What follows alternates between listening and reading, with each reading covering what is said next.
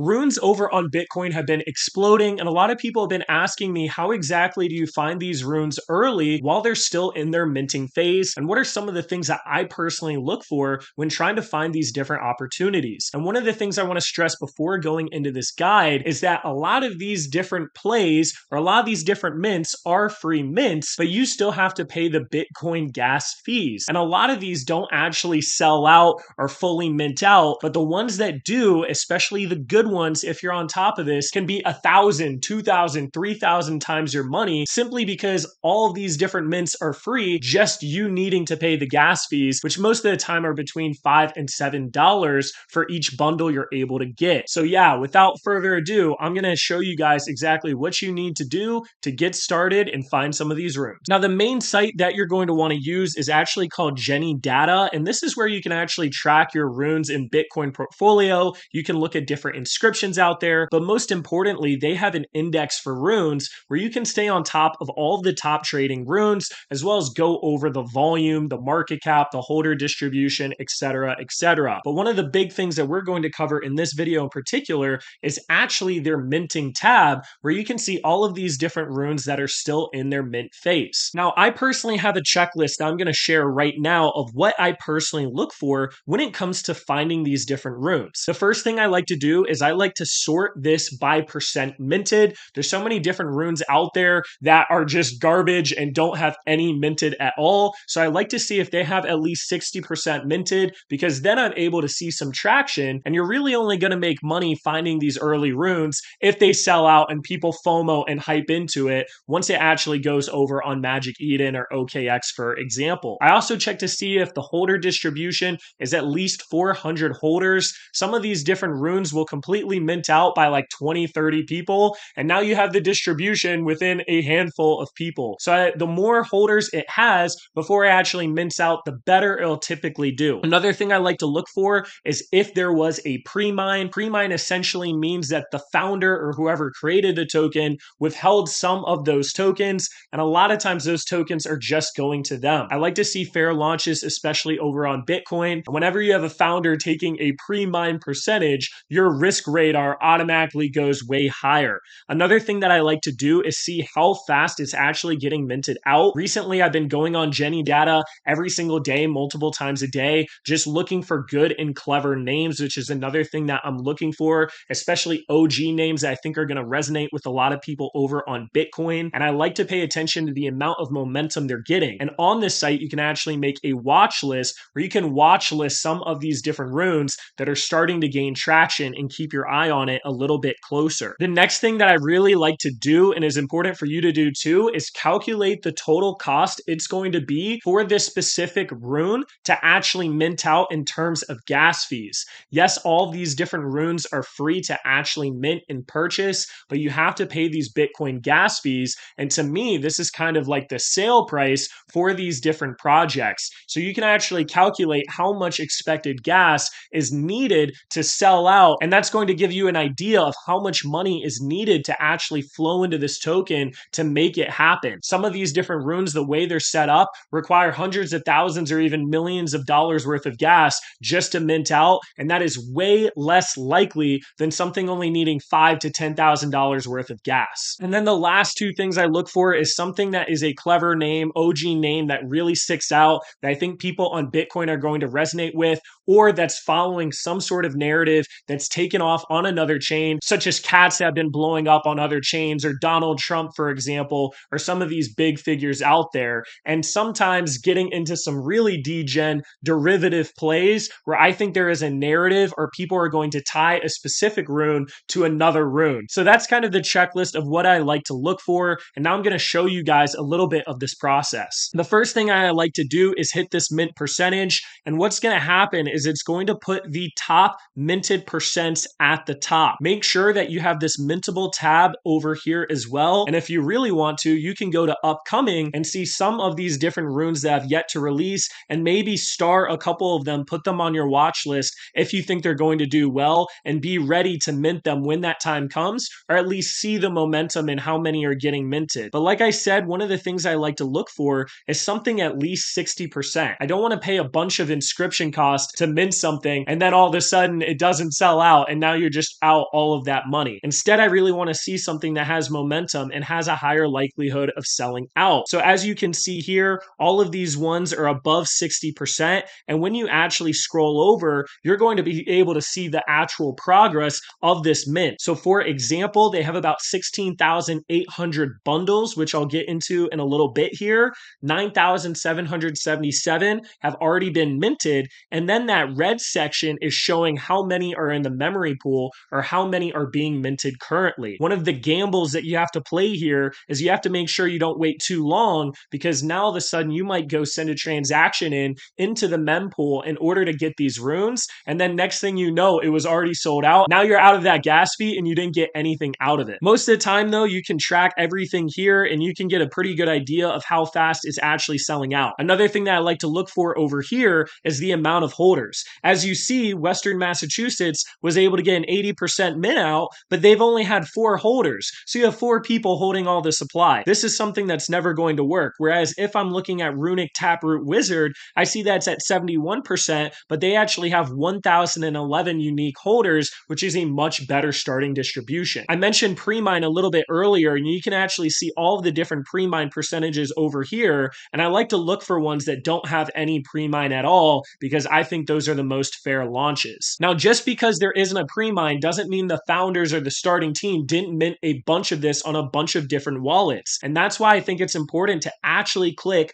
on these different ones, scroll down and go to this holders tab, where now you can see the percentage of each of these different holders. And sometimes even if they don't have a pre-mine, you'll notice one guy owns 10% of the supply, and that is way too much supply for this thing to really pump. The more people that have less than 1%, the better. Once it gets into that 2% range, they can really make an impact, and anything above 3 or 4% is something you have to be aware of, because they can really change the market, especially right now where everything is on an order book, and they can create a massive wall. It isn't necessarily a no-go if someone has 4%, for example, but it's something that you definitely have to be aware of, and the more people under 1%, the better. When you actually go to click on these as well, you can see what the current price is over on Magic Eden where it's trading, and a lot of times that price is going to be lower than the gas fee that it costs to actually mint this. Otherwise, people would just mint this instead of buying it on the open market. And what's cool is on this left side, it'll tell you the circulating supply, or the supply that's already in the public's hands,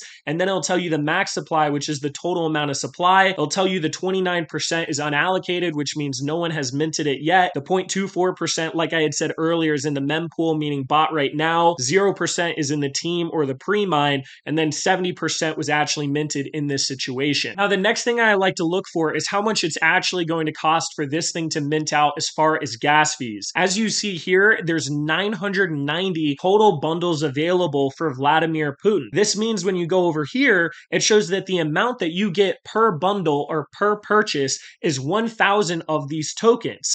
So if you do 1,000 times 990, that is 990,000 out of the 1 million total supply. What you'll notice is this one has a 1% pre-mine, and that's why it's not out of 1,000, but instead this 990 number. Now what I can do is I can actually go to hit mint. You'll be able to see that each bundle or each purchase is in fact this 1,000 number. And when you hit next again, you're going to be able to see this network fee, which is $8 right now. Now, one of the things I recommend is looking at this gas icon on the top. You'll notice that medium is actually around 49. And if you want to save money, you can actually do custom and do what the medium is, or you could do slow. But realize if you do slow and gas fees go way higher, that transaction could be pending forever, and it's an absolute pain in the ass. Also realize if something is minting really quickly, you might have to do hyper, or you might have to do even more gas just to make sure that you actually get your rune, because if something is minting really fast and has a bunch of hype behind it,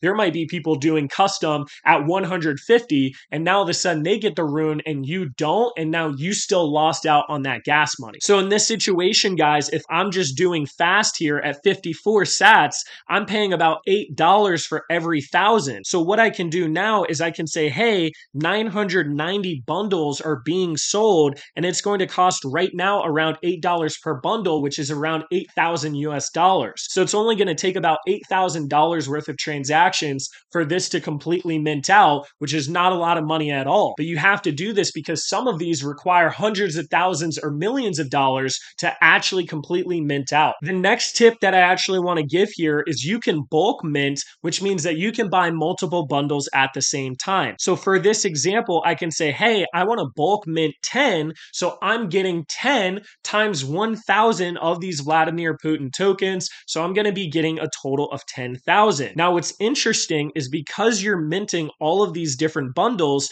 you'll notice that the gas cost is a lot more because now all of a sudden you're minting 10 rather than just one, and that's why you can see down here that the cost is 61. Now, what's really interesting about UTXO, guys, is that UTXOs are like almost like accounts, right? And when you buy these runes, you can actually compile all of these purchases into one account or one UTXO, and that can save you money. Now, the issue is with these UTXOs is if you're trying to sell your runes, now all of a sudden you'll notice that you have to sell all of your runes in one go unless you decide to split up those runes into different UTXOs or different accounts is kind of the way I like to think about it. Now, what's nice with these mints is you can do how many mints are in each UTXO. So for example, right now, it's splitting this 1,000 bundle into 10 different accounts, 10 different bank accounts almost, where now I can send or transfer or sell 1,000 at a time. But because I can do up to 20 mints per UTXO,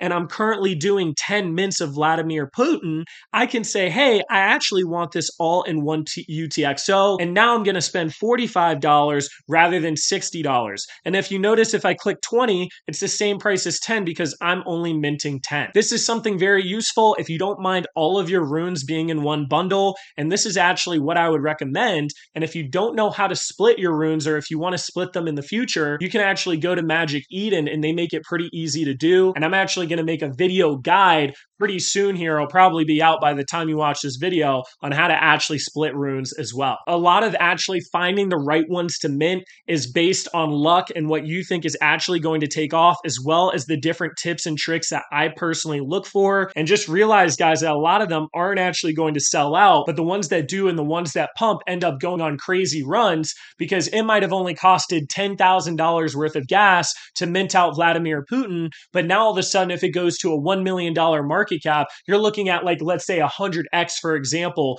based on the price you paid over in Bitcoin gas fees. So there's very, very high upside with doing this sort of thing, but there's also very high risk where a lot of these simply aren't going to take off. And that's why for me, I just open this up on a daily basis and keep track and have a watch list of some of the ones that I think can actually take off. And eventually you might get lucky on some of them, and then some of them you get burned, but the ones you get lucky on end up outperforming the burns. As far as other useful tips, there's actually this site called BCT Tool, and I'll have this in the description. And what they do is they actually check the last 5 blocks plus the next one block. One block is 10 minutes, so about 60 minutes, and they see which runes have actually been getting the most amount of exposure. So you can use this site on an hourly basis to see what is popping off and what is actually getting attention. I also did want to bring up Luminex as well, since they have an analytics platform, but everything that they have over on Luminex is actually done over on Gennidata anyways. And I personally like the way Gennidata functions, and they actually have way more data on this as well. But I wanted to at least include this because maybe you like this setup better. Outside of these tips, I recommend joining some sort of alpha group or community that's actively keeping an eye on these different runes that are coming out,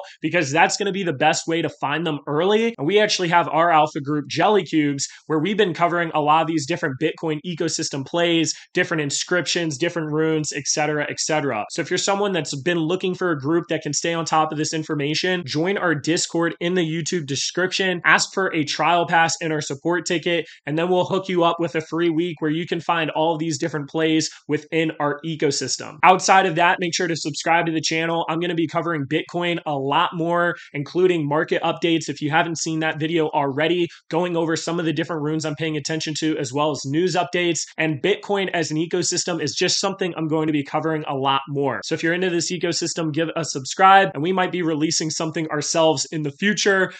Just a little bit of a tease. But yeah, that wraps up the video, guys. Hope it helped, and stay tuned for more.